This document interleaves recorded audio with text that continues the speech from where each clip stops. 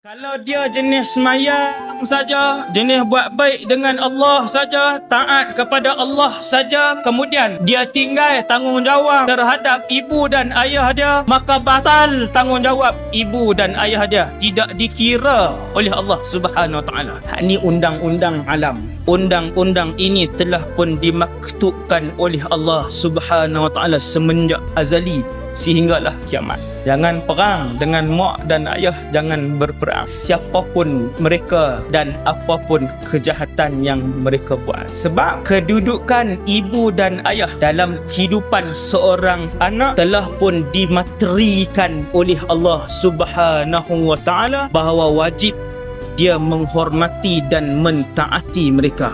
Habis, full stop. Hari ni ramai yang berperang dengan mak ayahnya ramai. Kuliah dia main, tapi dah 18 tahun tak cakap mak dengan ayah. Akhirnya selepas 8 tahun duk main masjid, duk semayang, dia duk berasa tak tenang di situlah. Walaupun mak dia jenis tak pernah semayang. Ibu ni walaupun dia kafir, dia tetap wajib dihormati dan dia tetap wajib ditaati. Hari ni mak kecil hati dengan kita, mak marah dengan kita, terbuat dosa besar dengan mak kita, bertikam lidah dengan ibu kita pukul 8:30 pagi, tikam lidah, angkat suara, maki dia 8:30. Tu juga Allah murka dengan kita.